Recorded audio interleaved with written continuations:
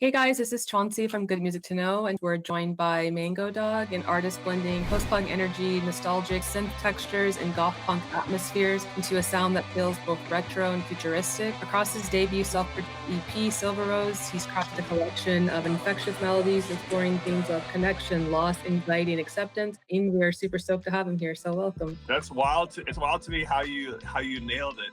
I'm like, how do you know all these things about me? The title of the EP, SILVEROSE, it immediately stands out because it feels both beautiful and slightly like haunting at the same time. And then throughout the EP, there are moments of like love and loss and grief and acceptance. So what did the name SILVEROSE come to represent for you, and why did it feel like the right title for the EP? It's all about energy for me. A lot of the topics was gray. I was at a very gray place in my life. Yeah. And part of it for me was accepting where I was at. So I was like, this is still, it's gray, and these are just things that I have to go through in life. And so silver was a poetic way of saying gray. Okay.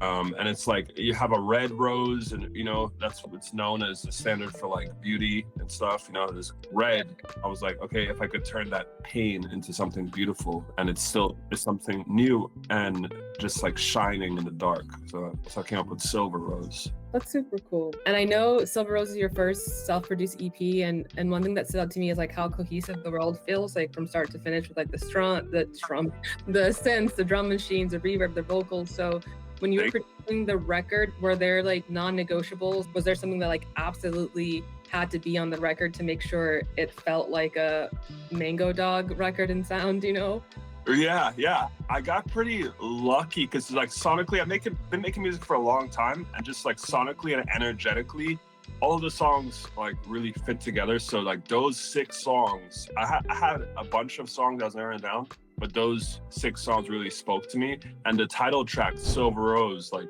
that was the last track that I finished, and that was the one where I was like, I want this to be the title track.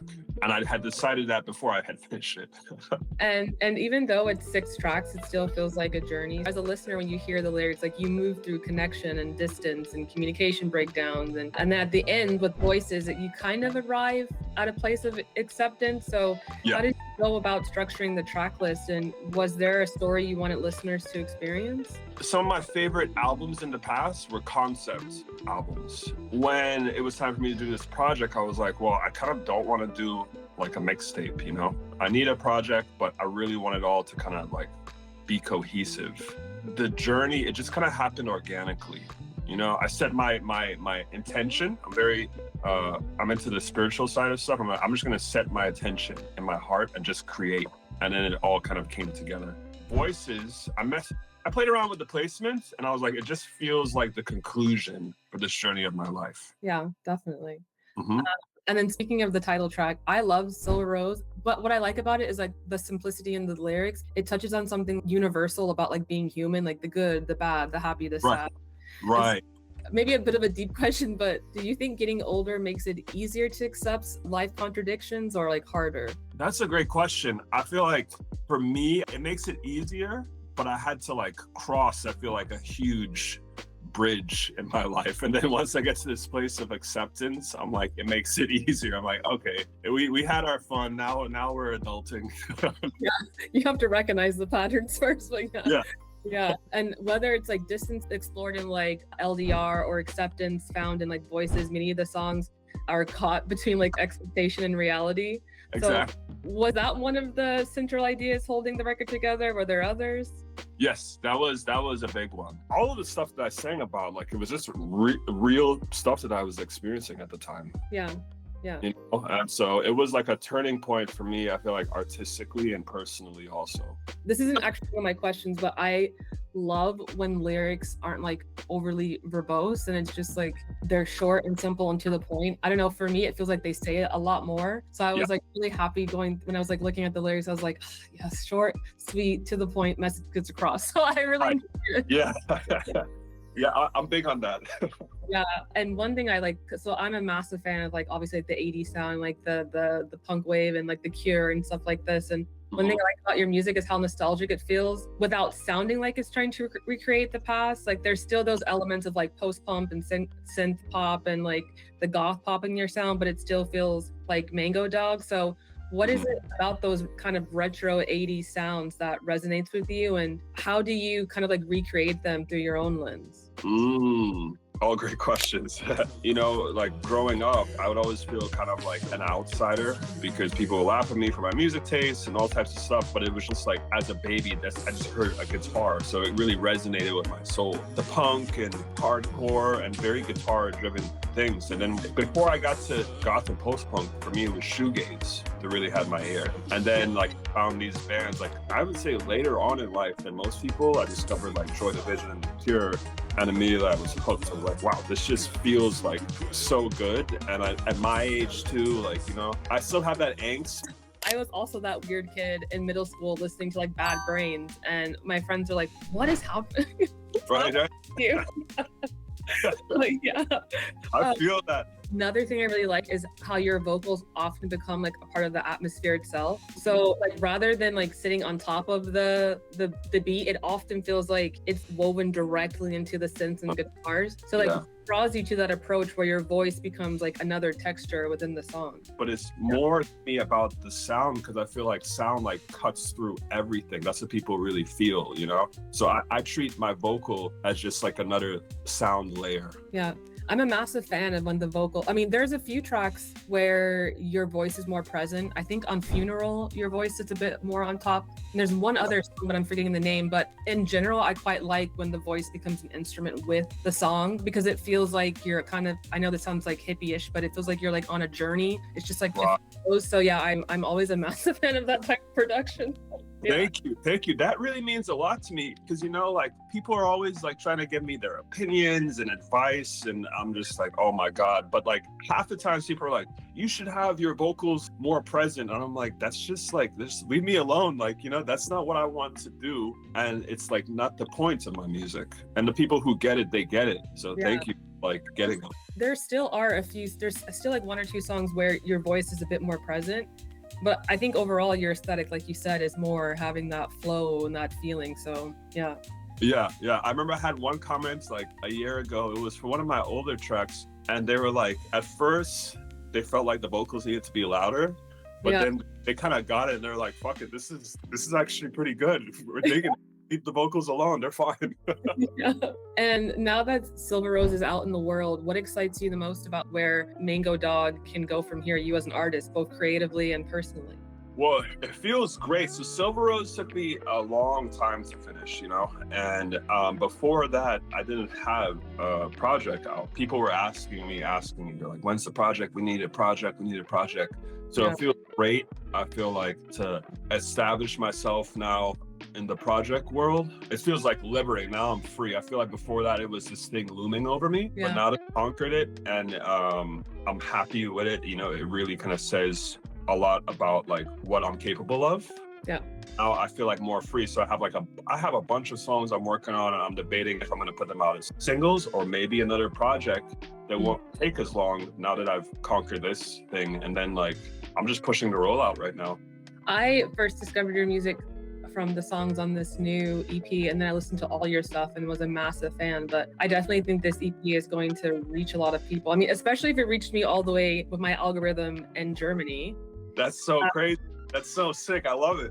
Yeah, but I heard the song and sent it to my other friends who are into like kind of like punk shoegaze, and they're like, who is this? I was like, I know. It's actually so good. Thank you. Yeah, it's really good. It's crazy because I listened to it and I'm like, so I'm in my living room in Brooklyn, right? Yeah. And I was like, I made that in my living room and I mixed it all myself. My homie in Miami, shout out to Alex English, he mastered it. But I was like, for me, it was just like a huge feat. I'm like, damn, I really just made this shit. Yeah, but like they're also from like your first track, I think that you released like, I think it was like 2022 to now, even the sound quality of this EP is like, it's elevated. Like it sounds really good. Yeah. Thank you so much. It's just progress, you know, you gotta trust the process. And what else do you have on the agenda for 2026? Are you going to do any shows, or what can we expect from you? Immediately, I have a music video for Shadowlands dropping in 2 weeks. The trailer comes out tomorrow. I'm really excited about that. It's gonna be some crazy shit. Shout out to the director. Her name is Sming. We had a 10-person crew, you know. I am still predominantly a starving artist. So like budget is always a thing, and I'm always upfront because I respect creatives and I don't like to, you know, take advantage of people. It's just where I'm at. I can't really afford it. But like a lot of people see the vision and they just want to contribute whatever like talents and skills and funds and resources they have. And so this video is going to be really cool. And then I want to like make more music videos for the rest of the songs and then get back to playing shows. I also street perform in New York to get my sound out. So hopefully I get hit up for more shows. But meanwhile, I'm just gonna keep doing the DIY stuff on the streets. I'm so happy music videos are making a comeback. Well, I mean, like they're technically making a comeback in the form of like short reels, but it's really nice to see artists kind of get back into that creative space visually with their music. I'm always a fan. But yeah, me too. It's just so much work. I feel like back in the day, back when I was in high school, right? I would see a cool video and I would listen to like a full album. I feel like these days, like people want to see a ton of visuals. So it's like, it's not free to like put all the work into a song. It's like, now you got to put all the work into a video. Yeah, it's true. It's true. Is there like a particular message or takeaway that you want listeners to have after they finish listening to SILVEROSE? These days, it comes with age really, but like, I came to this discovery recently, personally, where I was like, when I look at the world, the universe, I'm not religious, I'm very spiritual, but I see chaos. Like, you know, it's just like in nature, there's just like this sort of chaos. And for me, if I were to strive for perfection, I don't know if that's really possible. Like, you know, my mindset of what's perfect. Yeah. Right. So I'm at a place where, you know, I feel just more open. The one thing I could maybe strive for in this existence is balance, because that seems like it aligns with the universe. And I feel like with all like the good and the bad this project relates to, at the end of the day, it's just an acceptance of balance. Yeah. You know, it feels great. It's very freeing. And for me, that's like one takeaway. The other takeaway is for people who kind of like always felt that like they were not like good enough, because I always felt that way. I always felt like I was good enough. I always felt like I was always second pick. I felt like I was like just like left out here, but I focused my energy on empowering myself. And just the fact that I was able to create this body of work as just like a normal person, you know, hope that it inspires somebody else to kind of like not take no for an answer if they believe in what they do. Yeah, definitely. I think those are the main questions I had for you, but would there be any final words that you would like to leave your fans and the listeners with?